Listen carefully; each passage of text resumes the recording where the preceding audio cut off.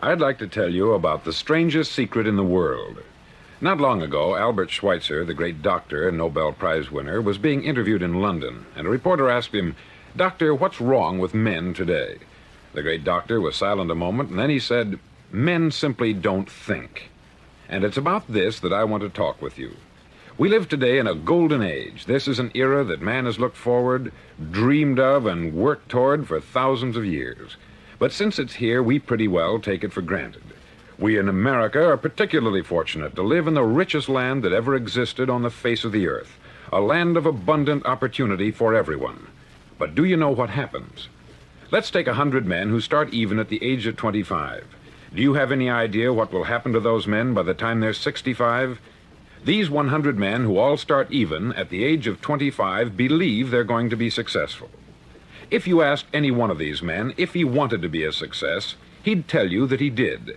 And you'd notice that he was eager toward life, that there was a certain sparkle to his eye, an erectness to his carriage, and life seemed like a pretty interesting adventure to him. But by the time they're 65, 1 will be rich, 4 will be financially independent, 5 will still be working, 54 will be broke.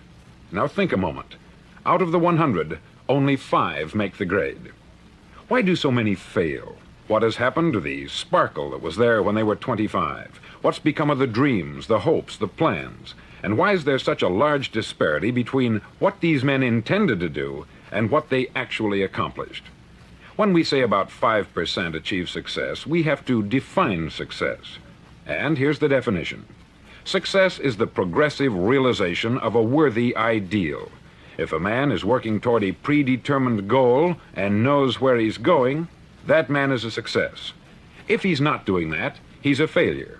Success is the progressive realization of a worthy ideal. Rollo May, the distinguished psychiatrist, wrote a wonderful book called Man's Search for Himself. And in this book he says, the opposite of courage in our society is not cowardice, it is conformity. And there you have the trouble today. It's conformity. People acting like everyone else, without knowing why, without knowing where they're going. Now think of it. In America right now, there are over 14 million people 65 years of age and over, and about 13 million of these 14 million are broke. They're dependent on someone else for life's necessities. Now, we learn to read by the time we're 7. We learn to make a living by the time we're 25. Usually, by that time, we're not only making a living, we're supporting a family. And yet, by the time we're 65, we haven't learned how to become financially independent in the richest land that has ever been known. Why? We conform. And the trouble is that we're acting like the wrong percentage group, the 95% who don't succeed. Now, why do these people conform? Well, they don't know, really. These people believe that their lives are shaped by circumstances, by things that happen to them, by exterior forces. They're outer-directed people. A survey was made one time that covered a lot of men, working men, and these men were asked this question. Why do you work? Why do you get up in the morning? 19 out of 20 had no idea. If you ask them, they'll say, everyone goes to work in the morning. And that's the reason they do it, because everyone else is doing it. Now let's get back to our definition of success. Who succeeds? The only man who succeeds is the man who is progressively realizing a worthy ideal. He's the man who says, I'm going to become this, and then begins to work toward that goal. I'll tell you who the successful people are. A success is the school teacher who's teaching school because that's what she wanted to do. The success is the woman who's a wife and mother because she wanted to become a wife and mother and is doing a good job of it. The success is the man who runs the corner gas station because that's what he wanted to do. The success is the successful salesman who wants to become a top-notch salesman and grow and build with his organization. A success is anyone who is doing deliberately a predetermined job because that's what he decided to do deliberately. But only 1 out of 20 does that. That's why today there isn't really any competition, unless we make it for ourselves. Instead of competing, all we have to do is create. Now, for 20 years, I looked for the key which would determine what would happen to a human being. Was there a key I wanted to know which would make the future a promise that we could foretell to a large extent? Was there a key that would guarantee a person's becoming successful if he only knew about it and knew how to use it? Well, there is such a key, and I've found it. Have you ever wondered why so many men work so hard and honestly without ever achieving anything in particular, and others don't seem to work hard and yet seem to get everything? They have the magic touch. You've heard them say that about someone. Everything he touches turns to gold. And have you ever noticed that a man who becomes successful tends to continue to become successful, and on the other hand, have you noticed how a man who is a failure tends to continue to fail? It's because of goals. Some of us have them, some don't. People with goals succeed because they know where they're going. Now think of a ship leaving a harbor, and think of it with the complete voyage mapped out and planned. The captain and crew know exactly where it's going and how long it will take. It has a definite goal. 9,999 times out of 10,000, it will get to where it started out to get. Now let's take another ship, just like the first, only let's not put a crew on it, or a captain at the helm. Let's give it no aiming point, no goal, no destination. We just start the engines and let it go. I think you'll agree with me that if it gets out of the harbor at all, it will either sink or wind up on some deserted beach a derelict. It can't go any place because it has no destination and no guidance. It's the same with a human being. Take the salesman, for example. There is no other person in the world today with the future of a good salesman. Selling is the world's highest paid profession, if we're good at it and if we know where we're going. Every company needs top-notch salesmen, and they reward those men. The sky is the limit for them. But how many can you find? Someone once said, the human race is fixed, not to prevent the strong from winning, but to prevent the weak from losing. The American economy today can be likened to a convoy in time of war. The entire economy is slowed down to protect its weakest link, just as the convoy had to go at the speed that would permit its slowest vessel to remain in formation. That's why it's so easy to make a living today. It takes no particular brains or talent to make a living and support a family today. So we have a plateau of so-called security, if that's what a person's looking for. But we do have to decide how high above this plateau we want to aim for. Now let's get back to the strangest secret in the world, the story that I wanted to tell you today. Why do men with goals succeed in life and men without them fail?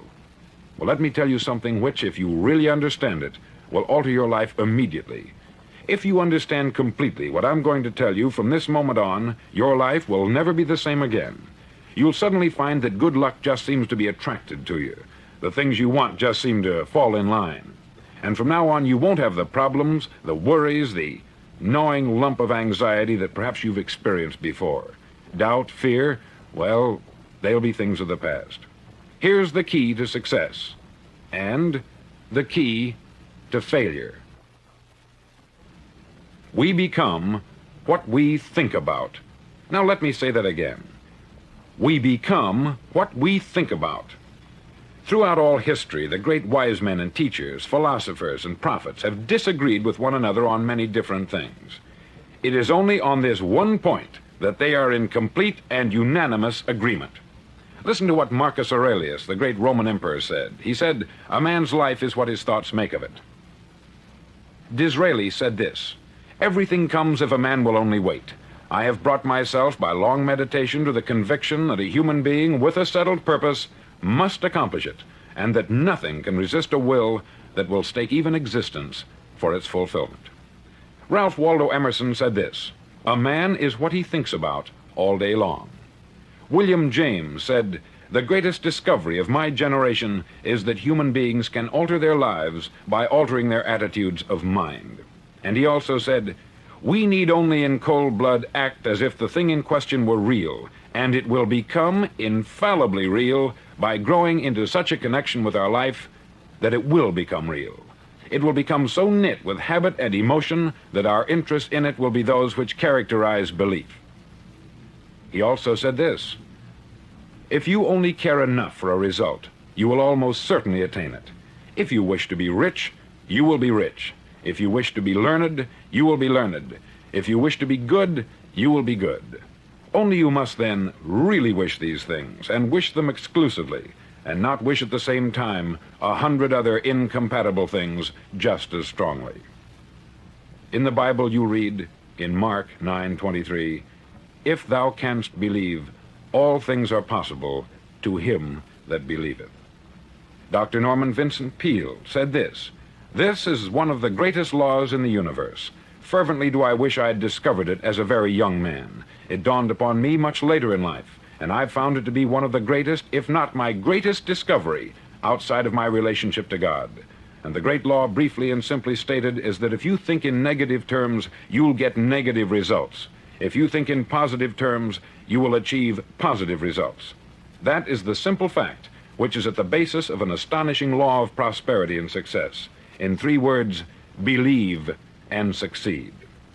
William Shakespeare put it this way: our doubts are traitors, and make us lose the good we oft might win by fearing to attempt. George Bernard Shaw said, people are always blaming their circumstances for what they are. I don't believe in circumstances. The people who get on in this world are the people who get up and look for the circumstances they want, and if they can't find them, make them. Well, it's pretty apparent, isn't it? And every person who discovered this for a while believed that he was the first one to work it out. We become what we think about. Now, it stands to reason that a person who's thinking about a concrete and worthwhile goal is going to reach it, because that's what he's thinking about. And we become what we think about. Conversely, the man who has no goal, who doesn't know where he's going, and whose thoughts must therefore be thoughts of confusion and anxiety and fear and worry, becomes what he thinks about. His life becomes one of frustration, fear, anxiety, and worry. And if he thinks about nothing, he becomes nothing. Now, how does it work? Why do we become what we think about? Well, I'll tell you how it works as far as we know. Now, to do this, I want to tell you about a situation that parallels the human mind.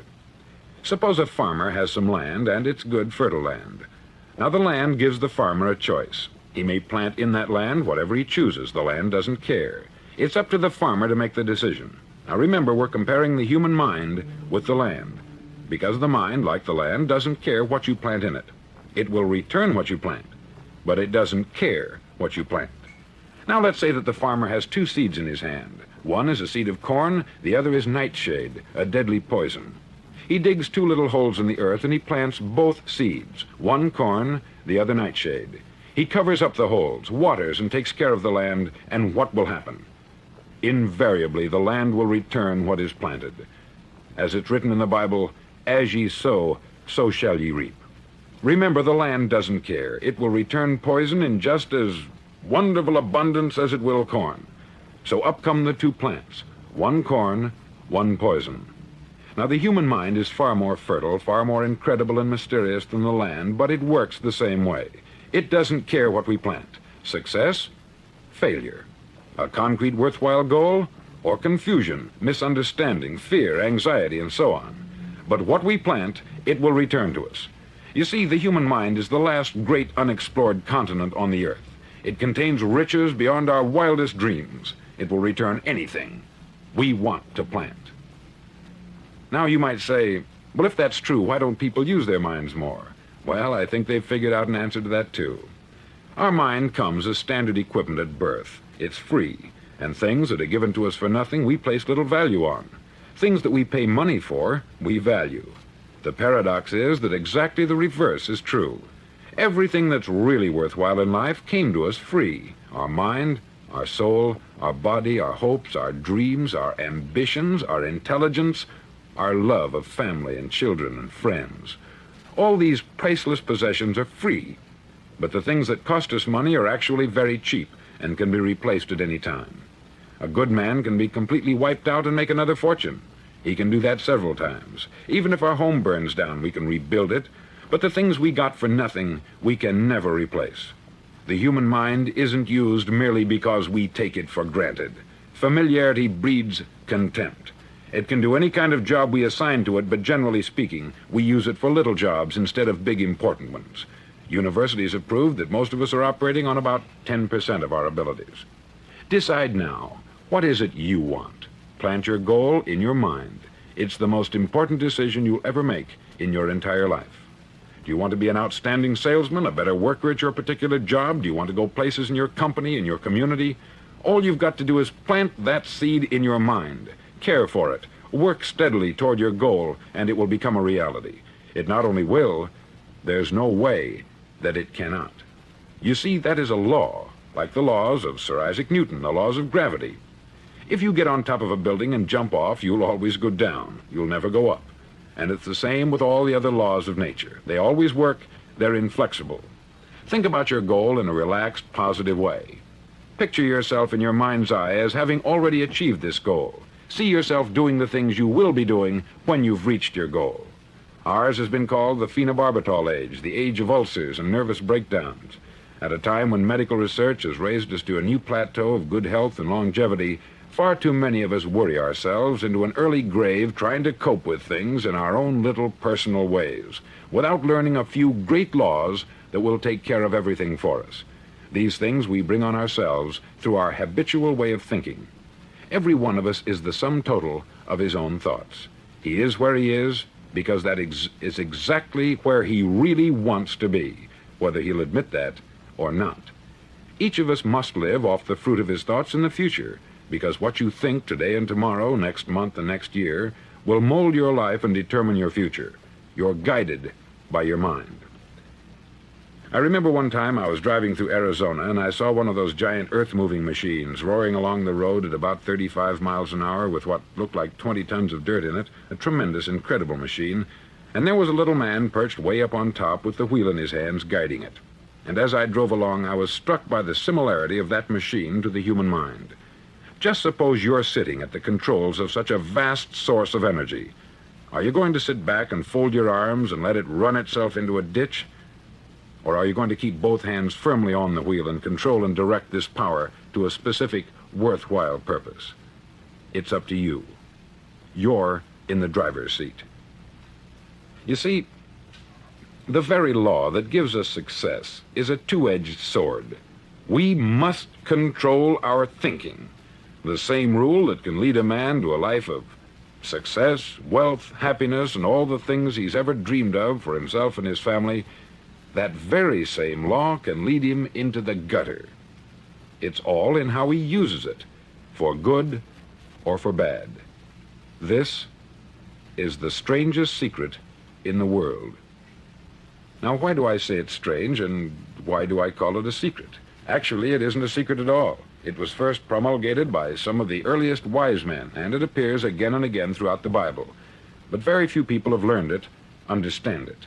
That's why it's strange, and why, for some equally strange reason, it virtually remains a secret. I believe that you could go out and walk down the main street of your town and ask one man after another what the secret of success is, and you probably wouldn't run into one man in a month who could tell you. Now, this information is enormously valuable to us if we really understand it and apply it. It's valuable to us not only for our own lives, but the lives of those around us, our family, employees, associates, and friends. Life should be an exciting adventure. It should never be a bore. A man should live fully, be alive. He should be glad to get out of bed in the morning. He should be doing a job he likes to do because he does it well. One time I heard Grove Patterson make a speech, the editor-in-chief of the Toledo Daily Blade, and as he concluded his speech, he said something that I've never forgotten. He said something like this: "My years in the newspaper business have convinced me of several things, among them that people are basically good, and that we came from someplace, and we're going someplace. So we should make our time here an exciting adventure. The architect of the universe didn't build a stairway leading nowhere. And the greatest teacher of all, the carpenter from the plains of Galilee, gave us the secret time and time again. As ye believe, so shall it be done unto you."